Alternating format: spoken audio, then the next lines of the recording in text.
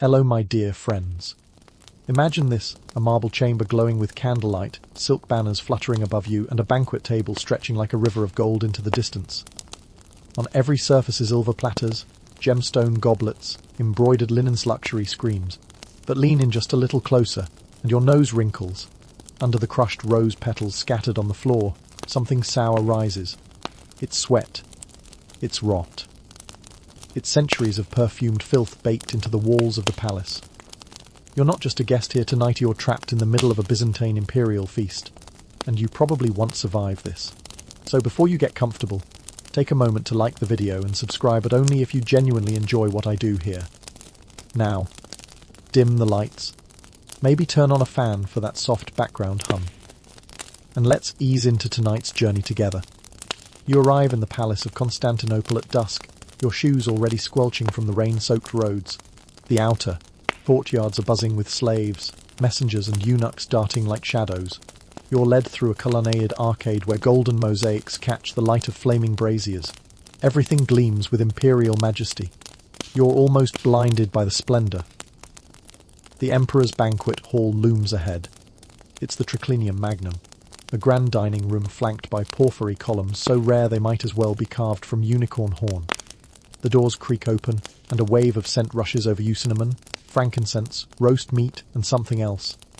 Something meatier, like sweat, stale silk, damp wool. You pause, but the servant behind you nudges you forward.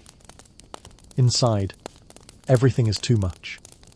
The table isn't a table, but a looping snake of gold-limbed wood, built in a U-shape so everyone can see the emperor except that no one dares look directly at him. He sits slightly raised on a dais of carved ivory, swathed in layered robes so stiff with embroidery that he barely moves. His face, a distant glow between two flickering lamps, serene as a saint, motionless as a wax doll. Around him, the nobility preen. Robes glitter with pearls and fire-hued garnets. Hair is oiled and curled into calculated chaos. The women wear translucent veils that reveal and obscure in equal measure, their brows shaved into wide arches. They look like angels, until one turns her head, and you catch the crust of food clinging to her earring. A steward announces your name with theatrical breathlessness. You're seated near the center, not too far from the emperor, but far enough to signal your mediocrity. Your cushion is embroidered, but sticky. The rushes beneath your feet are soaked with old wine and something sharp vinegar, maybe urine. You try not to imagine which. A eunuch fills your goblet with spiced wine. You sip. It's warm. Sweet. Then you realize the rim is chipped. There's a faint crack running down the side. You set it down gently and wonder how many mouths have drunk from it before yours. Across the table, a nobleman sneezes violently once, twice into his sleeve. Then he reaches into a dish of candied dates with the same hand. You glance away, trying to focus on the table's centerpiece, a mechanical golden tree with silver doves that flap on tiny gears. Should be beautiful, but all you can think of is the warmth of the man's mucus slowly drying on that velvet sleeve. And still, the food hasn't even arrived. The illusion is immaculate. The choir sings from the gallery above, their voices curling like smoke. Peacocks parade in tiny golden shoes. Yes, they're real. Yes, they're alive. One pecks at the floor beneath a noblewoman's gown and vanishes beneath it. He doesn't flinch. You shift in your seat and notice the smell again, stronger, now, closer. The nobleman beside you fans himself with a perfumed handkerchief, but the motion just stirs the air. His robe is brocaded and beautiful, but soaked through beneath the arms. A ring of darker fabric clings to his back like a second shoe. You don't look, but you know his sandals are cracked. You can hear the squelch as he shifts his weight. And the scent isn't just him. It's everyone. The sum total of decades of never washing properly. You'd think they'd bathe before the feast, but no bathing is suspect, dangerous even. Hot water weakens the spirit. So instead, they perfume. Lavender oil, crushed rose, ambergris, muss. These are the weapons of the elite against their own natural decay. And in small doses, they're pleasant.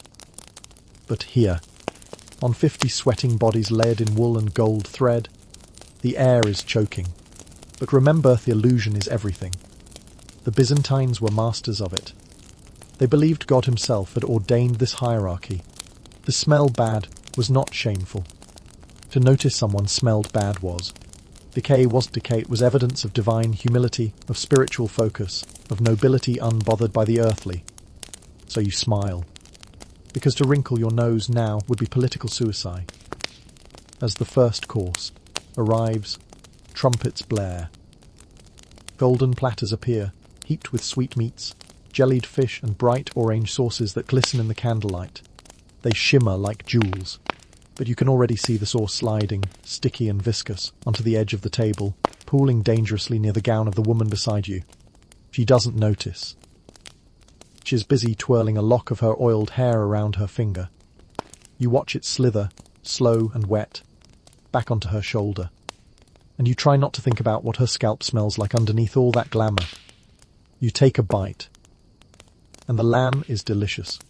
But the moment is ruined when the court poetharth drunk or red eye leans over and shouts a proverb into your ear, flecks of lamb fat dotting your cheek. You flinch, and the illusion cracks. And just like that, you realize the night has only begun. The moment the poet pulls back from your ear, a strange stillness descends over you. Not silence, not peace, but a kind of sensory overload freeze, where your body locks up trying to reject everything at once. The too sweet air, the glimmering grease, the itchy warmth of a brocaded seat that hasn't been cleaned since, well, probably ever. But you're expected to relax, to feast, to thrive in it. You try to focus on the grandeur, the illusion. The woman across from you lifts her goblet. Her fingers are bejeweled and delicate, nails long and stained faintly red, not polish, not henna. Old wine, dried into the cuticles. She smiles with painted lips, and the corners crack slightly. The pigment they use is called fucus, a concoction made from seaweed, iron oxide, and, sometimes lead. You'd heard of women losing their teeth from that smile, but hers are still there. You wish they weren't. Because as she grins, the illusion shatters again. Behind her painted lips is a cave of ruin. Her gums are greyish-purple, her teeth black at the edges and spaced wide like crumbling tombstones. There's a chunk of something, maybe fish. Maybe date. Lodgy. Between the upper canines. You watch as her tongue absently probes it, fails, gives up. And still, she is beautiful. Because power makes beauty, not the other way around. You tear your gaze away and stare into your cup instead. The wine ripples gently, reflecting the flickering lamplight. You smell cloves, cinnamon, fermented honey, and under eat a whiff of something metallic. The scent of your own tongue, drying from forced politeness. Someone coughs. It echoes through the high dome, long and wet. But no one reacts. That's the trick of it all. You don't react. Not to smells, not to sounds, not even to the unmistakable click of someone dislodging food from a back molar with their fingernail 3 seats down. The Byzantine elite were not ignorant of cleanliness. Not exactly. They understood appearances. They believed in order, in symmetry, in divine geometry reflected in the perfect arc of an eyebrow. But they also believed the body was a battlefield. To conquer it, to let its unpleasantness exist while pretending it didn't, was noble. And so, their mouths rotted slowly behind jewel smiles, dental hygiene, a distant rumour. Toothpicks were common enough, especially the kind carved from ivory or gilded wood. But brushing, rinsing, that was peasant work. Instead, they chewed herbs. They rinsed with wine or vinegar, sometimes urine. Yes, urine. Human or animal, depending on who you knew. You glance again at the nobleman beside you. He lifts a sweetmeat to his mouth with trembling fingers. His rings click against his teeth as he gnaws missing one. A muller maybe, and you can see the pink socket behind it. He chews slowly, breathing through his nose. Then he smiles, and you nearly choke. The gap-toothed crescent, rimmed in decay. His breath hits you like a puff of warm, Spoiled butter. He says something in slurred Greek, probably a compliment. You nod, trying not to inhale. Your stomach rolls. This was the paradox of the Byzantine banquet. From a distance, divine elegance. Up close, a war zone of breath and body. Perfumed hair hiding scabbed scalps. Rouged cheeks flushed from fever or fermented meat. Incense used not for ritual, but for camouflage. And still the food keeps coming. A tray of duck tongues, glistening in honey glaze.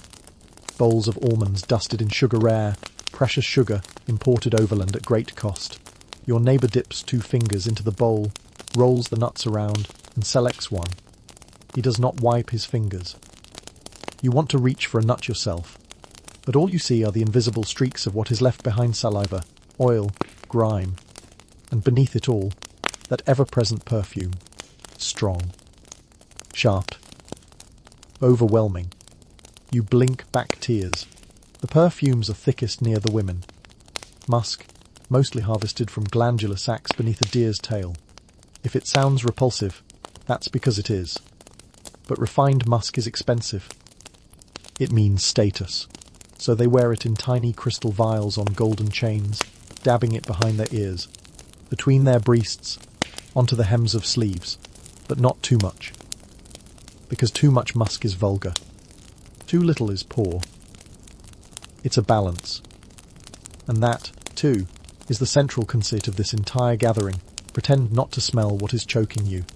Pretend not to notice that the tablecloth is slightly sticky. Pretend not to see that the noblewoman's lace gloves are stained yellow at the fingertips. Pretend, pretend, pretend. A chorus sings again from above, this time a psalm.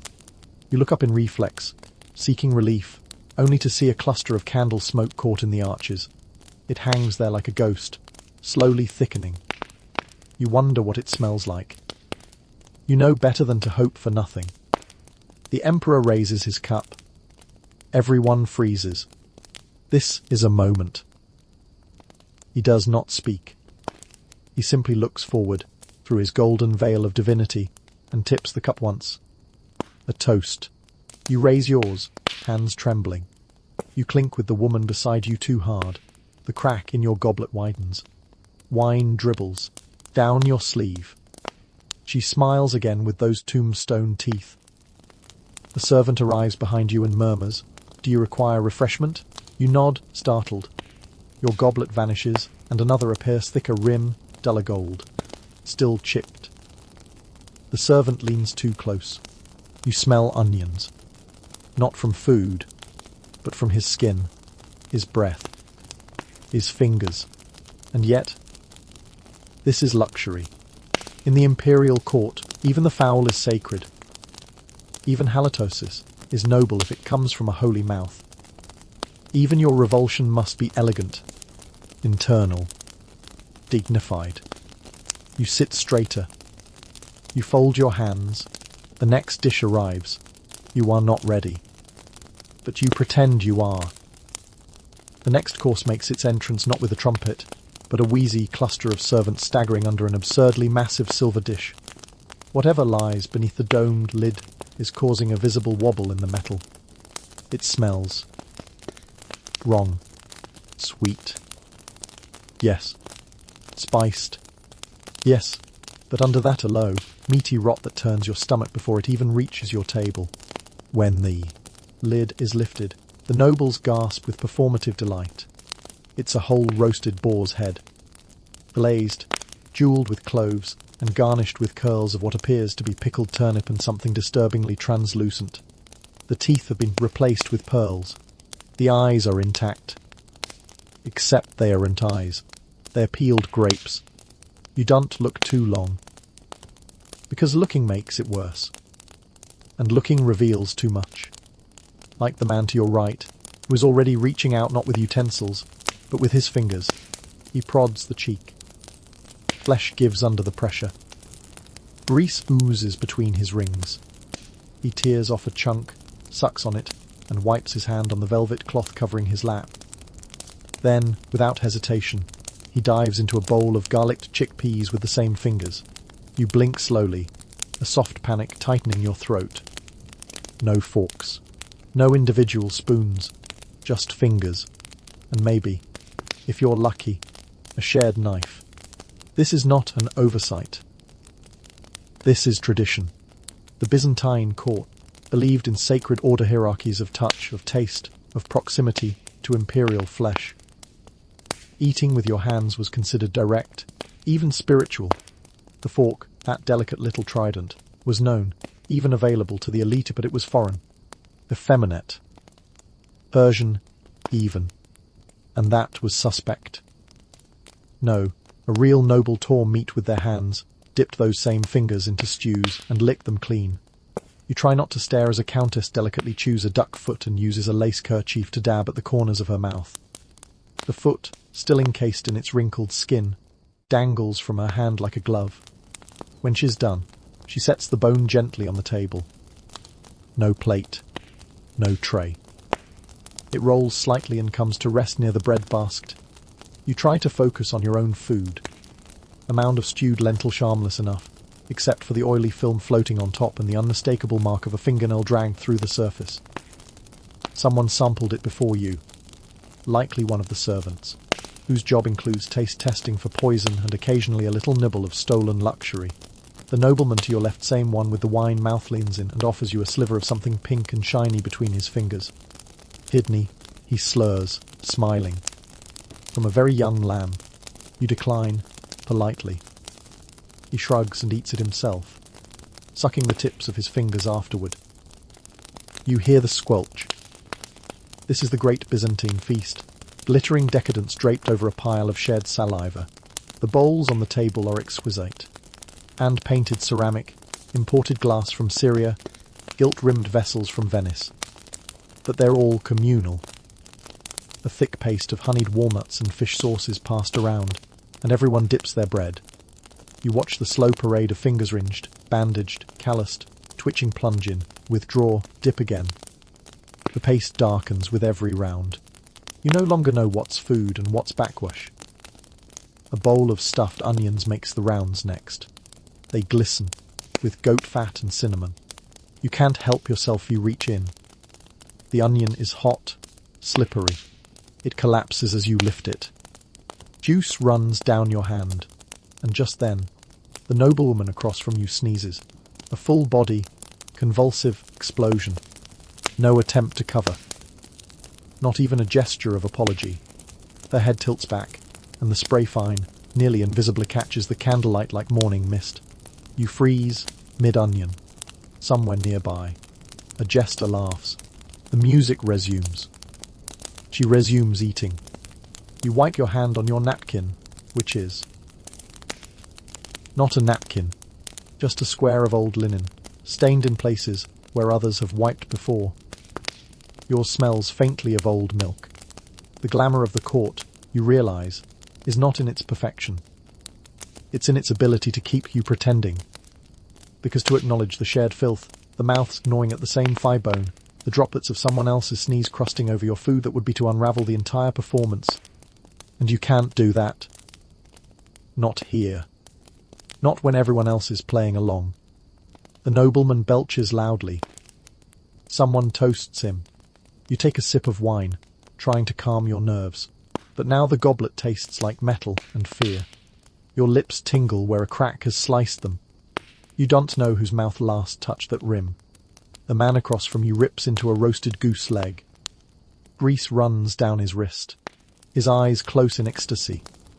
Then he drops the leg directly onto the tablecloth and wipes his hands on his sleeves. Gold-threaded.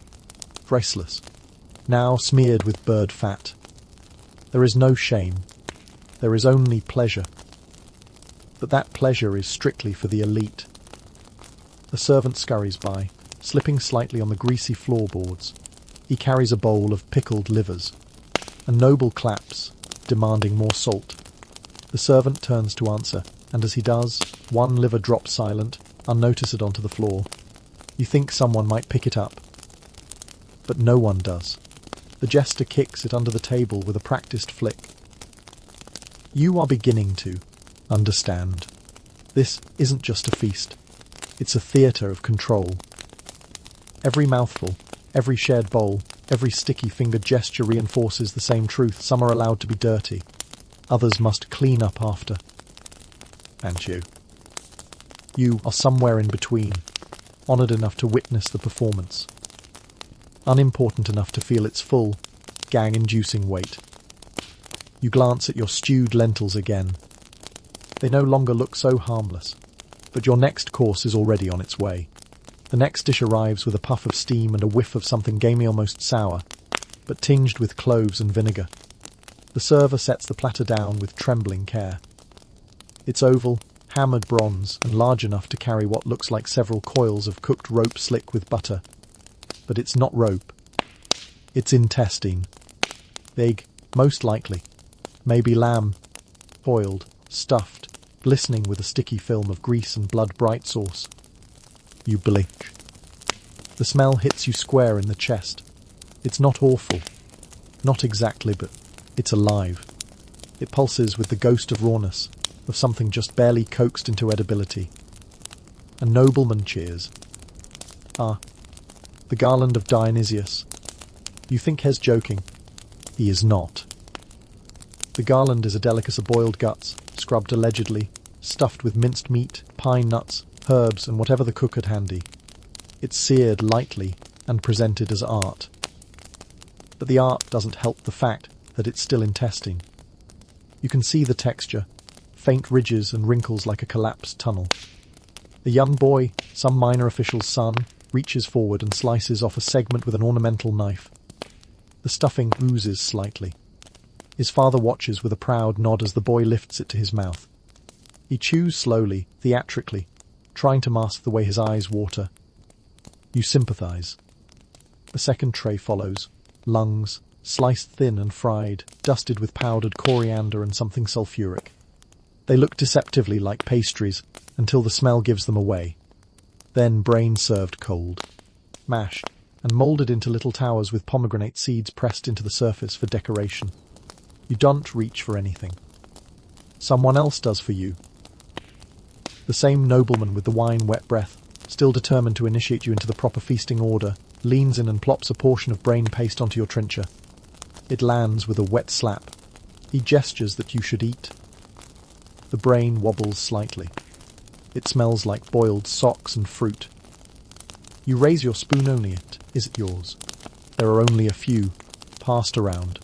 This one arrives with a smear of orange from the last dish. You turn it slightly, looking for a clean side. There is none. So, you do what the others do. You use the edge of your bread to scoop up a mouthful. And that's when you feel it. The slick resistance of something not quite mashed. A small chunk. And a vein. You try not to think. You chew. You swallow. You pretend it's delicious. The woman across from you watches approvingly. Then, she reaches over and tears a strip of lung from the communal dish, snapping the connective tissue with her teeth. Her lipstick leaves a red print on the silver tongs, which she then drops back into the bowl. This is refinement. The Byzantines prized culinary complexity not for comfort, but for status. The stranger the dish, the rarer the ingredient, the more grotesque its preparation, the better it served to show your wealth. Who else could afford saffron-dusted sheep brains? Or intestines washed in wine and stuffed with peacock meat? No one questioned the taste. Because taste wasn't the point. Display was. And so the menu was less about flavour and more about spectacle. The body of the feast mirrored the body of the empire, decadent, disjointed, sacred and sickly. You feel something press against your boot under the table. You flinch. It's a rat. Or maybe a cat.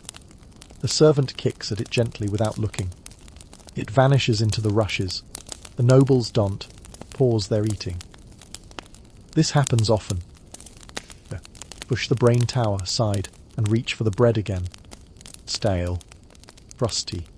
Likely handled by a dozen different fingers before yours. You chew it anyway. Just to keep your mouth busy.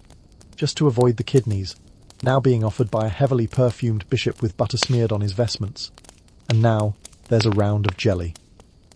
Meat jelly. Calf's foot, boiled down and clarified, moulded into shimmering sculptures of saints and eagles. Suspended inside are mushrooms, boiled eggs, and bits of tongue. The tray wobbles as it passes. Someone claps. The jelly shakes in replay. And still the feast barrels forward. A never-ending parade of flesh and fantasy. Everything is overcooked and underscrubbed. Everything smells like boiled bone and sugar and skin. You are sweating through your underrobe now. You are dizzy. And you are far from done. The dish beside you bursts open literally. The stuffed gourd cracks from its own heat, releasing a pungent mixture of lamb, fish sauce, raisins, and egg yolk. The smell is explosive. A few guests laugh and lean in. You lean back. But leaning back is dangerous, because that's when you catch a closer whiff of the nobleman beside you. His robes are rich, yes, crimson velvet. His rings sparkle. But now that you're this close, you smell the unwashed linen beneath. You catch the undercurrent of feet, of wool, of skin folds gone sour. He smiles again. One tooth is missing. The others are stained red from wine and something else. Try the jelly, he says, voice thick. You do not try the jelly, but you do take another sip of wine, this time directly from the jug. You no longer care whose lips touched it last, because if you don't dull your senses soon, you may not survive the next course. The wine doesn't help. It burns its way down your throat, warm and oversweet, thick with resin. It's Retsina, the common Byzantine table wine preserved with pine sap flavour that promises to cover the scent of whatever just hit your napkin, but doesn't quite succeed. Because as the next course arrives, so too does a new sound. Not a trumpet, not the chorus, a retching, soft at first, then unmistakable. You glance to your left. A young nobleman, perhaps 14, maybe less, is delicately dabbing her lips with a ribboned cloth. Her face is pale. A servant rushes in behind her with a basin bronze, ornate, always ready. She leans forward and vomits neatly into it, making barely a sound. Then she leans back, sips wine, and resumes eating. No one reacts. This is expected. You blink slowly, trying to process. This is not illness, not shame. This is technique. Because here in the imperial court, gluttony isn't just permitted, it's virtuous. Feasting is power. Feasting is presence. To eat lavishly is to declare your wealth, your breeding, your closeness to God. But there's a problem. The human body only holds so much. So you purge. Quietly. Elegantly. With a basin always within reach. They even call it clearing room. It's not about appetite. It's about stamina. And the vomiting isn't limited to the ladies. You spot a middle-aged general excusing himself with a hiccup and vanishing behind a brocade curtain. A few moments later, the curtain rustles. He returns, dabbing his lips with a perfumed cloth, and spears a goose liver with a bronze pick. You glance at your own stomach. It's beginning to gurgle. Not from hunger, from exhaustion. You're not even halfway through the meal. The scent of overcooked meat and bile hangs in the air now, faint but persistent. A new tray appears. Garum glazed sparrows. Garum, the fermented fish sauce beloved by Romans and inherited with pride by Byzantines, is poured liberally over everything. It's salty. Sharp. It clings to the back of your throat and refuses to leave. The sparrowstony, roasted wholly, presented beak and all. You're expected to crunch through them. A noble picks one up delicately and pops it whole into his mouth. The crunch echoes like breaking twigs. Another basin is summoned, this time for a bishop. He doesn't even leave his seat. The servant kneels beside him, holds the basin up. He leans over, coughs delicately, and deposits a neatly liquefied portion of eel tart. No one flinches. This is what refinement looks like here. Controlled purging. Coordinated excess. Decadence managed like an orchestra. And all of it, every bite, every belch, every rinse and repeat is holy. Because the Byzantines were not just feasting for pleasure. They were feasting for God. The emperor himself, seated under a golden canopy, is said to represent Christ on earth. His body is divine, and what he touches, what he eats, becomes sacramental. And so the entire feast becomes a liturgy of sorts, an edible procession. To refuse the food is to refuse grace, but the body must obey. So the cycle begins: eat, purge, eat again. It's no wonder the banquet includes not just food, but built-in breaks. Between courses, music swells. Dancers appear silent, slow, wearing veils and anklets, that chime in time with the heartbeat of the room. Their movements distract, while eyes are on them. The servants sweep in to collect the basins, swap tablecloths, light more incense, and ease air out the room. You realize now that the incense isn't just sacred. It's a mask, a fragrant veil drawn over the physical toll of the feast. Void. Spilled meat. The slow breakdown of human digestion wrapped in pearls. The dancers vanish, and the food returns. This time it's pigeon-skinned, stuffed with figs and barley, roasted until the legs curl upward like begging fingers. A woman bites one at the joint and sucks the marrow. She grins at her companion. He feeds her another. You close your eyes. You wish you hadn't. Because the sounds are worse. Chewing. Swallowing. Breathing through blocked noses. A chorus of wet mouths and stuffed sinuses. You want to scream. You smile instead. And then someone vomits again. This time it's louder. Messier. A younger boy, overwhelmed by a paste of fermented garlic and oyster. His attempt to flee fails. He leans over, spews onto his own lap. A servant yanks his chair back before the stream hits the carpet. Another servant wipes his mouth. A third brings a new robe. The boy is gone and replaced before the dish is passed. The table doesn't stop. You glance down at your own hands. They're trembling. Not from fear. Not quite. From overwhelm. You've reached the edge of illusion. The grandeur no longer hides the truth. This isn't abundance. It's ritualized consumption. This isn't indulgence. It's control. A woman across the table raises a toast to divine endurance. Her voice trembles slightly. Her face is damp. She drinks. You drink too, because you have no choice. The next round is being prepared, and your bowl still slick with melted fat is being refilled. A hush falls over the room, not silence, but that taut, expectant quiet that precedes spectacle. You feel it in your spine before you see it. A ripple through the feast, a shift in posture, heads turning toward the entrance doors. Then the clatter of silver bells, high and shrill. The grandest course is arriving. 4 men carry it in, barely visible beneath a carved wooden litter that glows with gold leaf and enamel icons. Behind them, priests mutter incantations. Yes, priests, because this course is considered sacred. The centerpiece of the evening, a consecrated platter of holy dishes, prepared only for the highest-ranking guests and all to be eaten together. Communal, divine, dangerously intimate. But what lands before you is tiny, dainty, even. A series of delicate bowls arranged on a silver tray in the shape of a cross. Each dish's color coded vivid green, oak yellow, bruised plum, and pale bone white. The spoons are thin, gold-leafed, and miracle of miracles, each guest receives their own. For a moment, you dare to hope. Then, the smell hits you. Not rot. Not vinegar. Something worse. Rot disguised as elegance.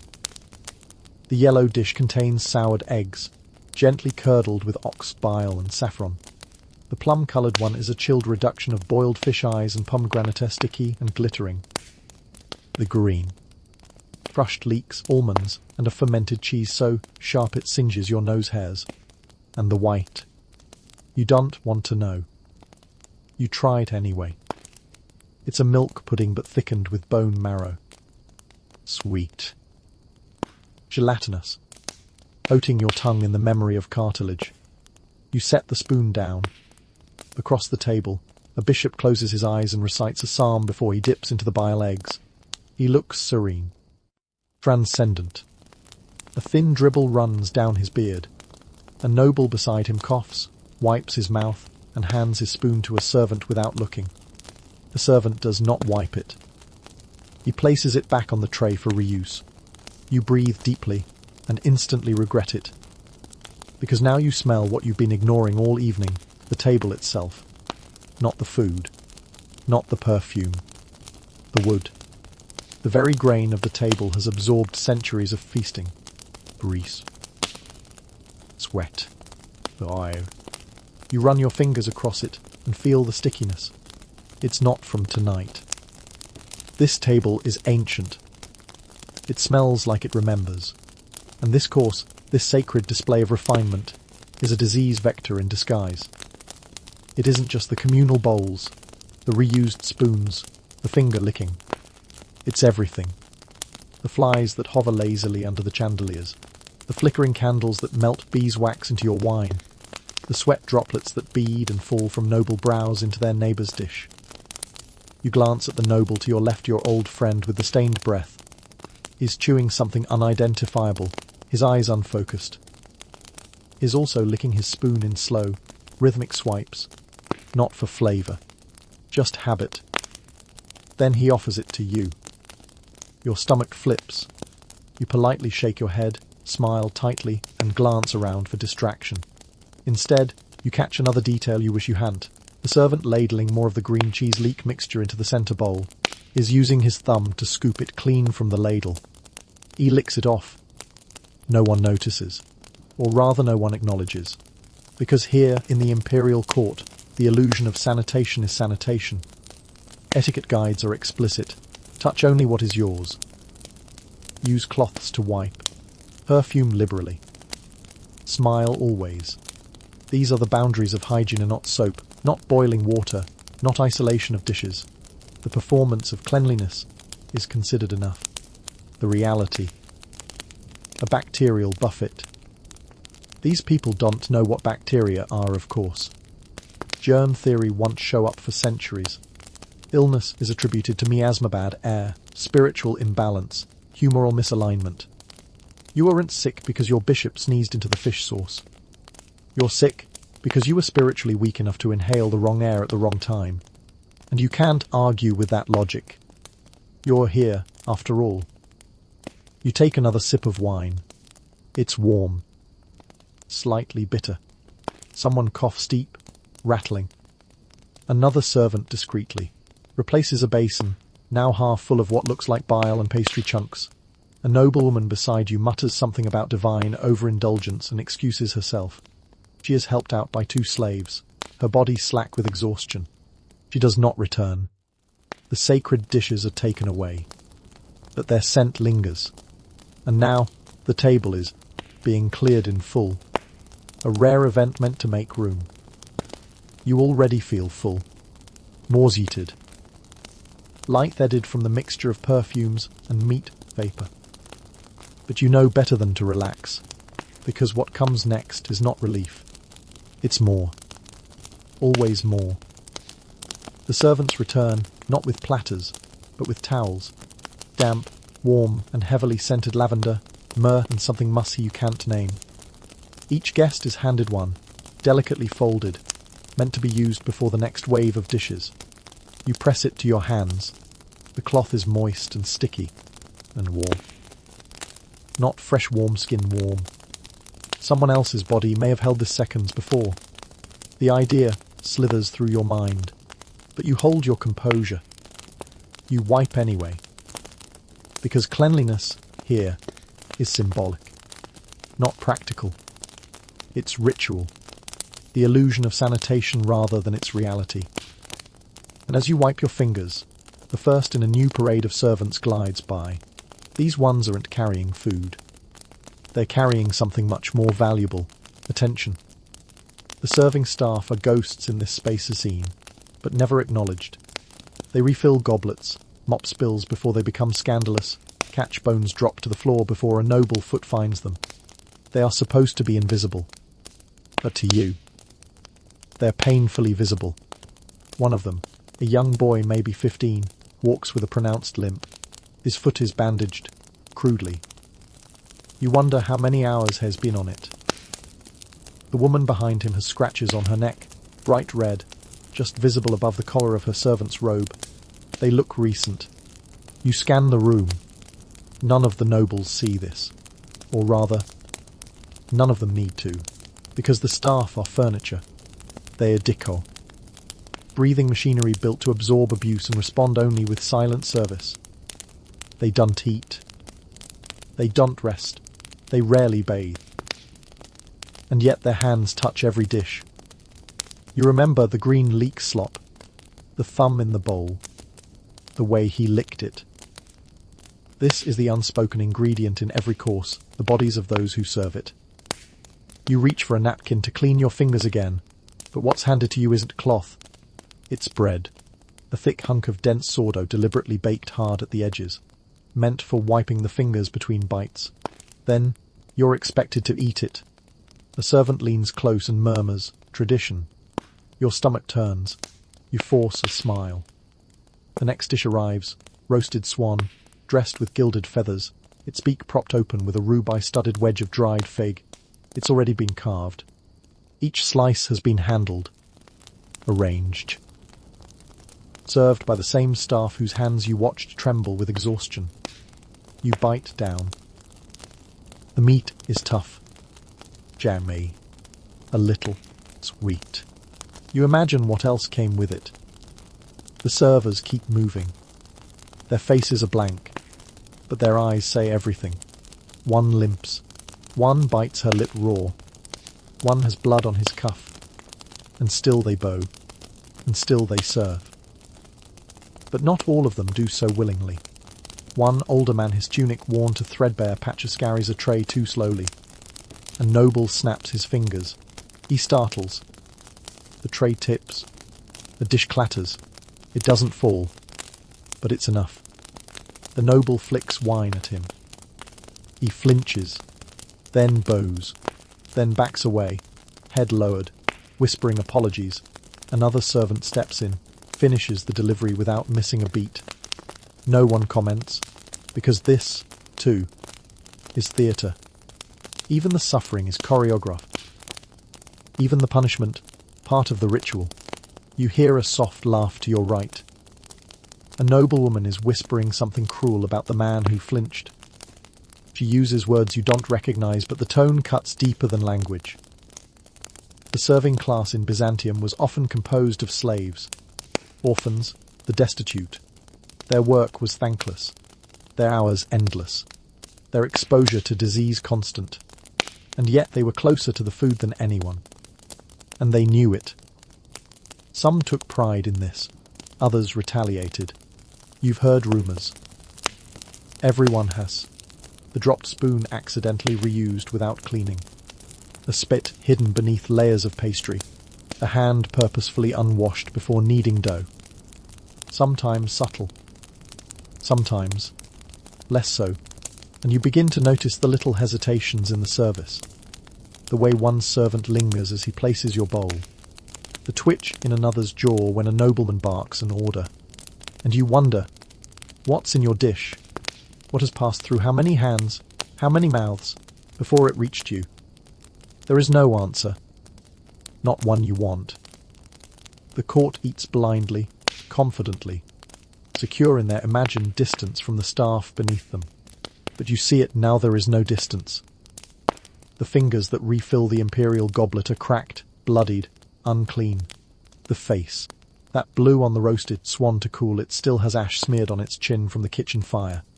There is no barrier between the nobility and the bodies that feed them. Just denial. But denial is strong. Denial keeps the feast moving. Denial holds the illusion together. The emperor raises a hand. The music shifts. The course is ending. A new one is near. And the servers vanish as if absorbed into the marble. All but one. A young girl, no older than 12, pauses near the pillar. The tunic is too big. Her eyes meet yours. She is watching you. Just you. Then she smiles faintly, strangely. and disappears through a narrow door carved with golden saints who seem to be looking the other way. The next dish is being announced. Trumpets sound. You turn back to the table. But the taste in your mouth is no longer food.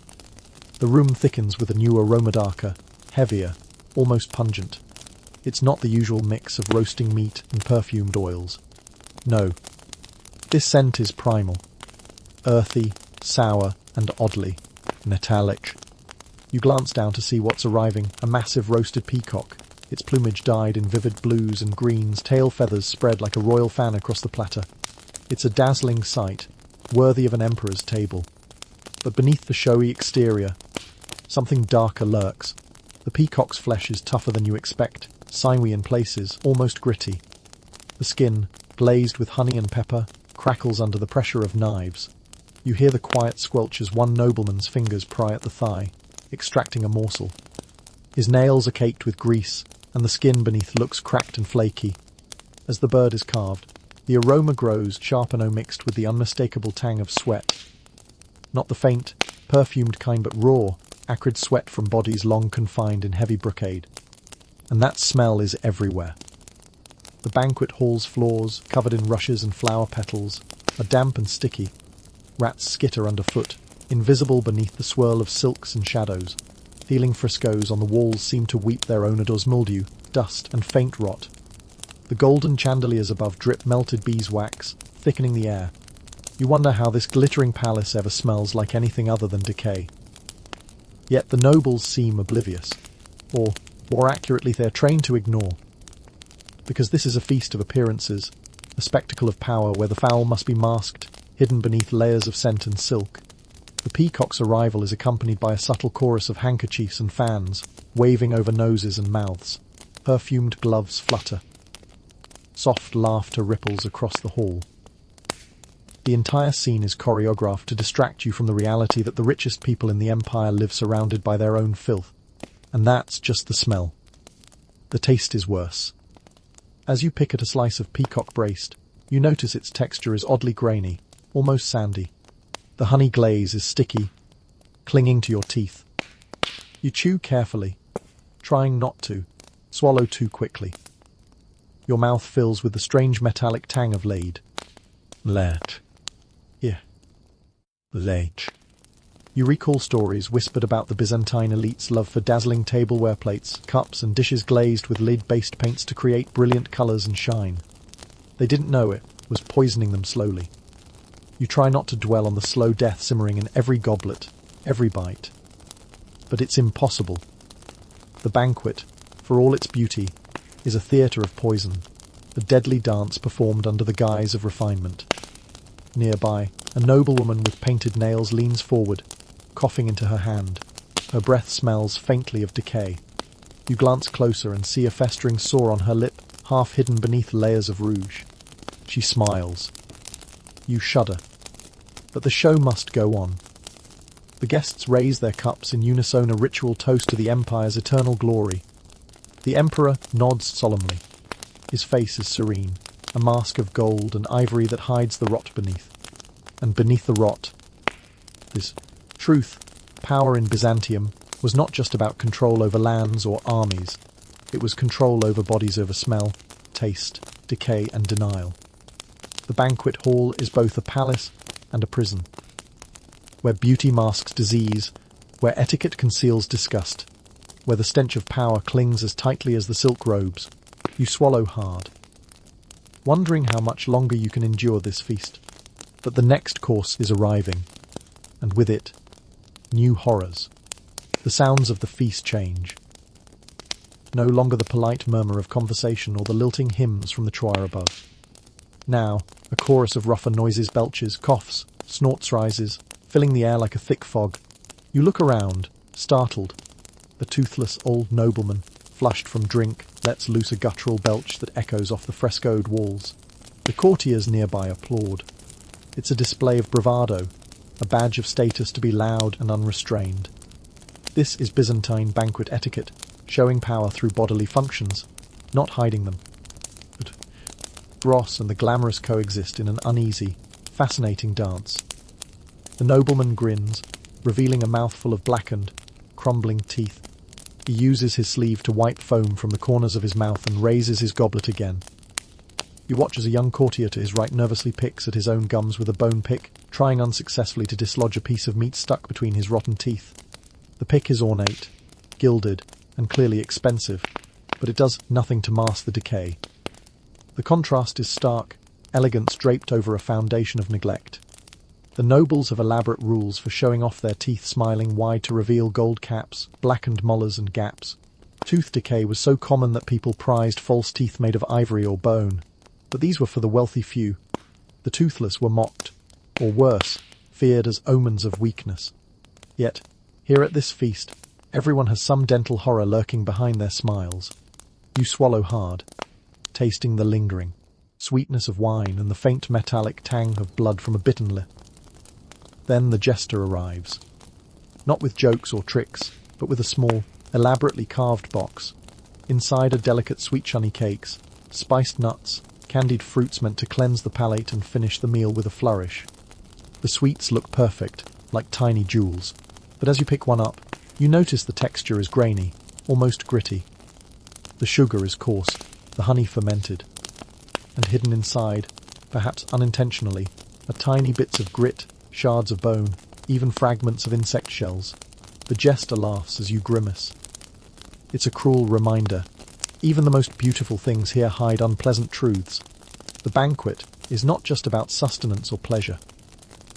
It's a spectacle of contradiction, luxury mixed with squalor, appearance masking decay. And all the while, the nobles parade their wealth and status through these displays, oblivious or indifferent to the filth that underlies it.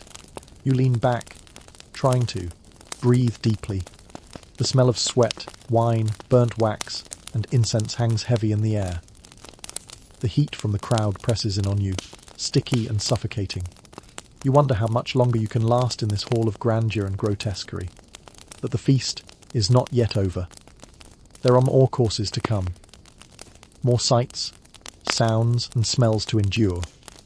And you are far from done. You try to steady yourself, but the fatigue is creeping in.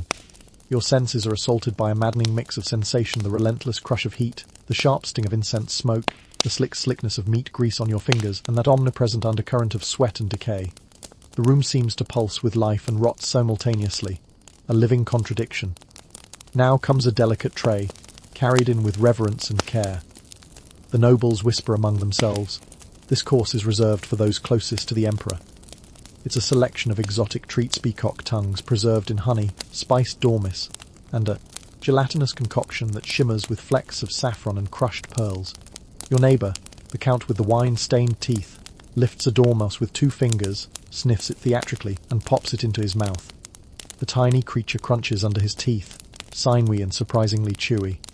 He grins, showing off the gaps and stains that mark his reign. You want to recoil, but you remember the stakes. This isn't just a meal, it's a game of power. Every bite you take is a silent pledge, a signal that you belong, or want to belong, to this world of silk and poison. And the game is ruthless. The delicacy is followed by a tray of candied fish scales, shimmering like frost under candlelight. The scales are ground into a powder and dusted on the tongue, said to bring good fortune and protection from illness. But you notice the scales are dull, some cracked, flecked with dust. You suspect they've been reused for more than one feast. Your gaze shifts to the goblets.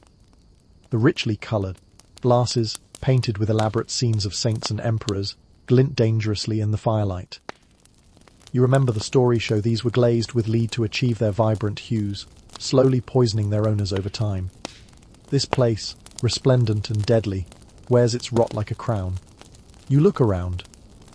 Some nobles show signs of illness, pallid cheeks, swollen gums, eyes glazed with fatigue or worse. Yet they continue to feast, driven by the unyielding demands of status. Near the end of the course, a noblewoman coughs into her hand, then flicks a smudge of lipstick on the edge of her golden goblet. You notice a fleck of something dark old blood, staining the rim. She smiles at you, all teeth and rouge, and raises her glass. The toast is made to health, to power, to empire eternal. You raise your glass too, and drink. The wine tastes bitter now. Not from the pine sap, but from the weight of everything you've witnessed. The next course is approaching, and you realize this feast is endless. As the servants clear the trays, you catch sight of the young girl from before, slipping quietly through the shadows. Her eyes meet yours again, fleeting but intense. You wonder if she sees the same truth. You're not sure you want to know, but you prepare yourself, because the feast goes on, and so do you. The banquet continues to unfold, each course more elaborate and more unsettling than the last. A new tray glides before you, carrying delicacies that might have been designed to shock. Tripe stuffed with pine nuts and saffron, slow cooked until gelatinous. Duck feet glazed with honey and crushed pepper. Lamb brains served cold with vinegar and herbs. You hesitate, but social norms demand participation. You pick at the tripe, its texture oddly spongy and slimy. Your fingers come away slick with a strange residue, mixed with crushed peppercorns and what looks like tiny flecks of mold. You swallow quickly, trying to ignore the sensation of your tongue recoiling. Around you, the nobles chatter in refined tones, voices low but urgent. Power plays, alliances whispered in between bites. This is more than a meal, it's a theatre of politics, a game where every gesture, every shared dish, is a message. You watch a nobleman dip a finger into a bowl of honey, then lick it slowly, savouring the sweetness. His nails are dirty, and the honey has turned slightly cloudy, crystallized with age. No one remarks. The juxtaposition of opulence and decay is dizzying. It's clear the nobles prefer illusion to reality. The gloss of gold embroidery over filthy undergarments. The gleam of jewels against cracked, peeling skin. The careful application of rouge and scent to mask the underlying stench. You think of the handkerchiefs waved in front of faces, the basins ready for discreet purging, the servants who move silently through shadows, carrying away the refuse of excess. You realize something else. The banquet is not just about indulgence. It's about survival.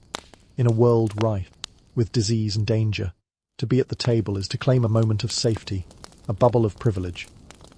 But it's also a crucible. The very wealth that allows such feasts invites decay and death. The communal dishes, the reused linens, the cracked goblets, they are vectors of sickness as much as symbols of status. A noblewoman coughs into her sleeve. Her breath smells sour. You notice her hands tremble slightly as she raises her goblet again. The music shifts, growing louder, more urgent. The feast's pace quickens. You feel your own pulse racing. The next course is set down. A platter of spiced fish, heads intact and eyes glassy. The bones crunch sharply under eager teeth. You pick at your own portion, careful to avoid the eyes, but even in avoidance, the smell lingers fishy, briny, pungent. You glance around and realize something else. Everyone here is carrying secrets. Secrets of indulgence, of rot, of hidden disease. The feast is a mirror, reflecting the fragility beneath the power. You can't help but wonder how long before the mask slips, before the Empire's glittering banquet hall succumbs to its own rot. You take a deep breath and steel yourself, because the night is far from over. The feast has begun to unravel, not with chaos, but with the slow, creeping disintegration of order. The music pulses louder now, not the sweet chants you heard before, but a thudding beat that stirs the restless crowd. Candles flicker, shadows dance across faces flushed with wine and heat. The nobles' faces are slick with sweat beneath their jewels and makeup. You notice the trembling hands of a young prince attempting to slice a particularly stubborn piece of meat. His fingers shake so badly that the knife slips, slicing his palm. He barely notices, dipping the wounded hand straight back into a communal bowl of spiced sauce. You want to recoil, but you sit frozen. The banquet's rules forbid disgust, because the line between refinement and ruin is paper-thin. You glance at these table. The dishes are a riot of colours and textures, gelatinous meats, pickled vegetables, candied nuts, and spicy stews bubbling in ornate pots.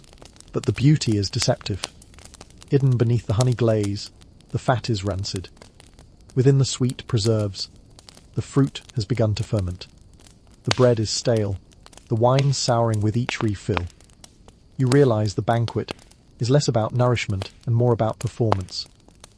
A noblewoman coughs up a thin stream of blood, dabs her mouth with a perfumed cloth, and smiles with a practiced ease. No one looks away. You taste your wine again.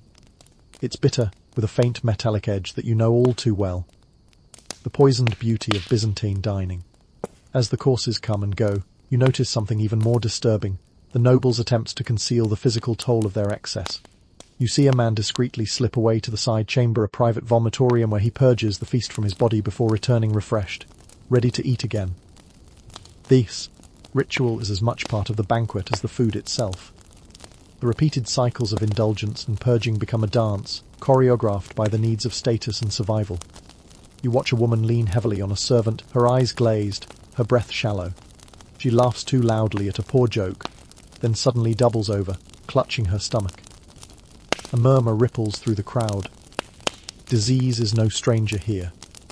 The dense crowd, the communal dishes, the reused linens, they are all breeding grounds for illness. Yet the nobles carry on, because to stop eating is to admit weakness, and weakness is fatal. You feel the weight of the feast pressing down on you, smells, the sounds, the sweat, the decay. But also something else, a strange kind of reverence. For in this hall, power is a sensory experience. It's not just about ruling lands or armies, it's about commanding bodies, commanding space, commanding even the most base elements of human existence. The feast is a performance of that power. Power, like the feast, is fragile, and you are exhausted. You realize that the next course is arriving, and so is the end of this night. The next course arrives with a fanfare of silver platters and embroidered cloths, but the scene is less elegant than the previous displays. The nobles around you, their faces flushed and sweat-dampened, clumsily grasp their utensils, betraying the high manners they're expected to uphold. Despite the lavishness, their movements are ungraceful, a testament to hours of indulgence catching up with them. This course is devoted to fish, but not the fresh, clean variety you might imagine. Instead, the offerings are salted and pickled, preserved to endure long journeys or stored for winter months. You watch as a noble slices into a slab of fish belly, its skin glistening unnaturally from layers of oil and brine. The smell is sharp, almost acrid, with the unmistakable tang of fermentation. You dare a bite, the flesh gummy and dense. The flavor is overwhelming, a complex cocktail of salt, decay and spices masking the underlying sourness. Your teeth struggle through the oily flesh, and you wonder how many times this fish has changed hands, how many mouths have touched it before yours.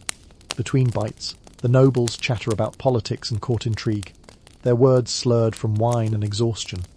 Their breath, heavy with alcohol and neglected hygiene, mingles with the scent of the food and the ever-present musk of the room. You notice a noblewoman close by discreetly wiping her nose on her sleeve, her eyes watery and red. The grand ritual of etiquette remains in place, but the facade is cracking.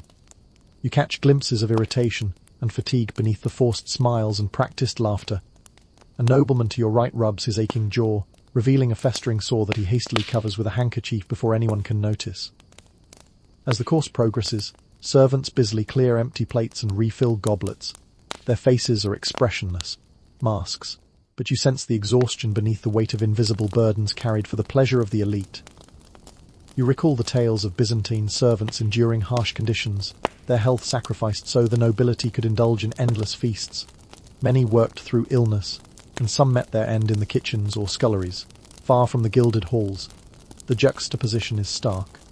Beauty and decay, luxury and filth, indulgence and suffering all woven tightly together in this theatre of excess. The nobles raise their glasses again in a final toast, their voices loud and jubilant despite their waning strength. The music swells, the room brightens with renewed candlelight, and the feast marches on. You swallow hard and steel yourself. The night is not yet over. You barely register the arrival of the final sweet course, your senses dulled from hours of relentless spectacle until the trays shimmer into view like treasure bursting from hidden vaults. The confectioners have outdone themselves. Domed cakes iced in lustrous blues and reds, their surfaces so glossy they mirror the candle flames. Crystalline sugar sculptures arch above the cakes, twisting into miniature spires reminiscent of the Hagia Sophia's domes. Golden leaf flakes drift across the tabletop, catching stray light like floating motes of magic. It's breathtaking. It's divine. It's the pinnacle of Byzantine opulence. And it wants to kill you. You reach for a cake, your gloved hand brushing against the cool, enamel-like icing. It's as smooth as porcelain and far more poisonous. The pigment that gives those icings their jewel-toned sheen is laced with lead. A brilliant, buttery lead compound, prized for its stability and shine, bleeds into every bite. You break off a sliver, your teeth cracking the shell, and pop it into your mouth. The sugar crackles, then yields to a creamy almond paste. It's sweet and subtle, a whisper of vanilla transported across continents. You savor the contrasts. Sticky sugar snap followed by the soft almond melt. But beneath the sweetness lies a metallic aftertaste, a faint tang that tickles the back of your tongue like tiny razor blades. You swallow. Half a teaspoon of yellow-green lead oxide travels down your throat, unseen, accumulating in your bones and soft organs. In the moment, it's undetectable. Later, you'll feel fatigue, headaches, muscle pain symptoms nobody associates with cake. But here and now, the illusion is perfect. The noblewoman beside you lifts her goblet, still chipped but gleaming with gold leaf, and toasts to Byzantine splendor. You join, clinking your glass against her brittle, ringing sound. The goblets are painted with scenes of courtly triumph in vibrant enamel. Those colors, too, come from lead-based pigments, ground so fine they're invisible to the naked eye. In every sip, you swallow trace amounts of heavy metal, building a secret poison library inside your body. You don't balk. You can't. Because this is not a meal. It's a statement. Only you, the best of the best, deserve such dazzling risk. Only you can afford to gleam and glow at the cost of your health and your mind. And the Byzantines believed it. They thought the brighter the dish, the closer it brought them to heaven. They worshipped the luminous, equating it with divine light. They had no concept of innovation through chronic poisoning. Instead, they saw porcelain-like shine as spiritual radiance. So they ate and they drank and they glowed until they fell ill. The courtiers displayed tremors, chest pains, madness only to conceal these signs behind layers of perfume and theatrical grace. If your hand shook, you waved a fan. If your vision blurred, you blamed creeping age or mysterious miasma. If your mind wandered into madness, you prayed harder. And in that glorious moment, eating lead-laced sweets felt like a divine ritual rather than a medical horror. After all, the emperor himself partook. To refuse was heresy, a breach of protocol so egregious it might condemn your entire lineage. You finish the cake, pressing a napkin to your lips to catch stray crumbs. You swallow again, marveling at how the sweetness glides down, oblivious to its creeping toxicity. You glance around. Other nobles are in rapture, some smacking lips, others holding their heads in blissful reverie. The sensory overload almost distracts you from the truth. Everything here is gilded death. The candles drip wax into goblets. The tables bleed old wine. The artists have painted every surface with lead, every stroke a potential toxin. Even the gilded cutlery, plated with mercury-rich amalgams, leaves toxic residue on hands and forks. It's a banquet of beautiful slaughter. A once-in-a-lifetime feast that connects life, death, and the divine in a deadly embrace. You lean back, feeling a dull ache in your temples, perhaps from the endless perfume, perhaps from the wine, perhaps from something deeper. You peek at the noblewoman across from you, the one with grey-streaked hair and the scandalous grin. She raises an eyebrow and tilts her cup. Her eyes look slightly unfocused, her cheeks more delicate than before.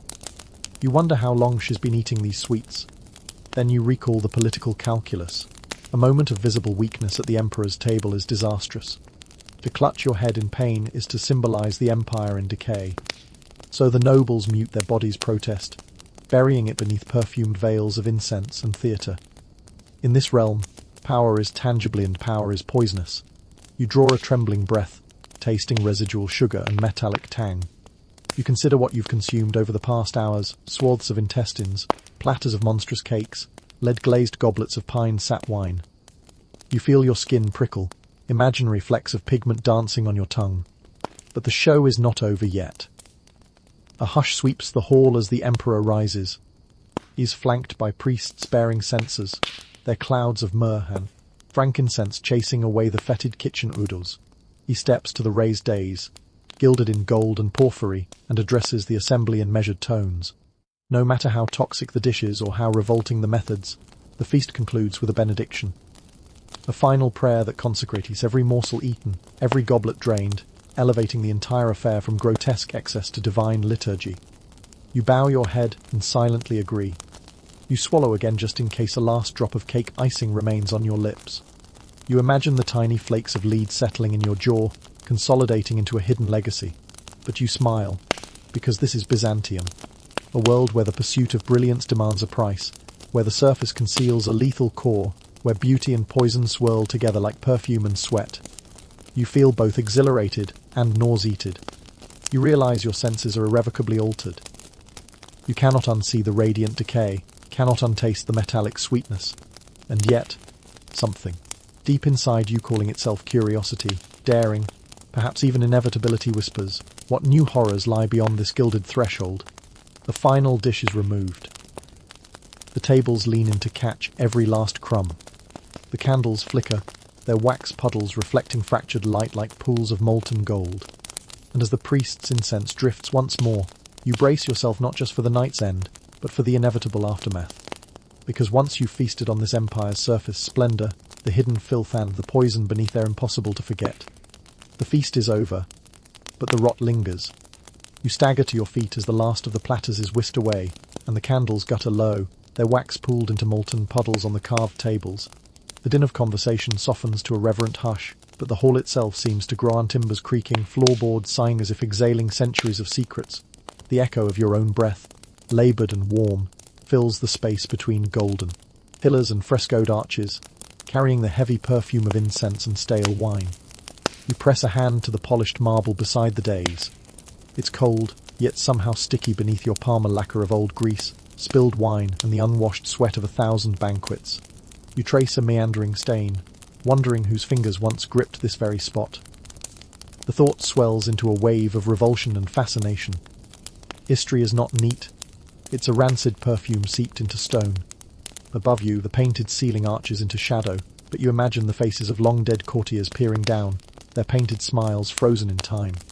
Every frescoed saint and angel bears witness to the same truth. This empire's grandeur was built atop a foundation of shared filth. The stink of decay, baked into the very walls, lingers as an invisible heirloom. You inhale deeply and gag. It's there again, the ancient miasma, a leach of sulphur and rot, underscored by that metallic tang of lead and sweat you've followed all evening. The Byzantines believed in miasma as a tangible force, one that could carry sickness from person to person. Yet they never cleansed. They repainted, reglossed, reperfumed. They covered the odor, but never eradicated it. And today, the palace still reeks of that collective denial. You step toward the dais, where the emperor's gilded throne awaits under a canopy of purple silk. It gleams, silent and unyielding, as if untouched by the evening's horror. You reach out to touch the carved ivory armrest, but a servant steps forward with a perfumed cloth and wipes it clean before you can leave so much as a fingerprint. The gesture is polite, automatic and unspoken command that no trace of yourself may mar the imperial fade. You pull back, suddenly aware of the gulf between you and the throne. You've been both participant and spy in this feast of contradictions, tasting the sumptuous and the squalid in equal measure. You feel the walls press in, as if the palace itself is drawing you into the endless loop of spectacle and suppression. Behind you, a hidden door opens. The girl you saw earlier slips out on silent feet, her eyes bright with something you can't name, perhaps pity, perhaps defiance. She carries a bronze basin, empty now, its interior gleaming perversely.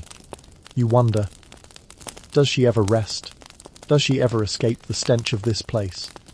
Or is she bound to bear witness, like you, to the empire's eternal rot? In the corridor outside, the air is marginally fresher damp with night breeze and distant sea salt. But even here, you catch a faint trace of that banquet odor, as if the palace exhales its filth into every nook. You follow the corridor to a small balcony overlooking the city lights. Constantinople stretches below, a glittering mosaic of domes and minarets, water and firelight. It gleams with promise, ancient and new. Yet, you know the truth. The city's grandeur is inseparable from its decay. Every spire, every mosaic tile, every gilded dome has absorbed the footfalls and breath of generations. The Byzantines worshipped beauty, but they also venerated endurance, living in close embrace with the rot they could neither see nor fully escape. To them, endurance was proof of divine favour. You close your eyes and let the night wind wash over you. Somewhere below, the call to prayer reverberates, a haunting counterpoint to the silent symphony of the feast. The smell of sea breezes and roasted fish drifts upward, mingling with the exhaust of incense and the lingering poison of lead and bile. It's an olfactory snapshot of empire, part sacred, part profane, wholly human. When you open your eyes, you see the girl again, framed in the doorway behind you. She inclines her head toward the city lights, then toward you, an unspoken invitation. You realize that the true banquet is not behind you in the hall, but ahead in the tangled alleys of history. Every stone you've touched, every bite you've swallowed, every gasp you've fought to hold, will echo in the stories you carry forward. You stand on the threshold of worlds, the gilded chamber of illusion, and the living city beyond. You smell the rot in both, taste its sweetness and its poison. And you understand that the most enduring banquet is the one we share with memory. Now you stand beneath the balcony's gentle moonlight, the city stretching before you like a tapestry woven from light and shadow.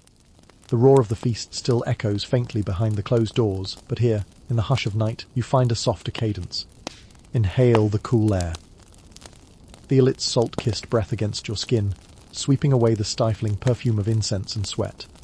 Let your heart beat slow. Each pulse, a reminder that you are alive beyond the banquet's grass. Release the tension. Your shoulders. Notice how the breeze carries distant laughter, the calls of night watchmen, and the murmur of waves against ancient walls. This is the true soundscape of Constantinople, a city built on contrast, where decay and renewal dance together in endless embrace. Recall the glitter of gilded platters and the grit of shared utensils. Remember the sweet sting of lead-laced cakes and the shock of sultry perfumes, hiding the scent of rot. Hold these images gently now, knowing that their power lies in memory, not in the moment's revulsion. Allow them to dissolve, filtered through the calm clarity of night. As you gaze into the illuminated streets below, imagine the countless souls who have wandered these same stone paths, courtiers and commoners, saints and sinners, each leaving a faint trace of scent, of story of life. You are one more thread in that tapestry, carrying forward the story of splendor and decay. Close your eyes, and let the city's lullaby soothe you. Each gentle breeze, each distant murmur, is a promise that even the greatest banquets end, and in their wake, quiet renewal awaits. Let your breath deepen, your mind soften, your spirit rest. Sweet dreams, dear friend. You have survived the feast. Now, drift into the night, cradled by the eternal rhythm of history.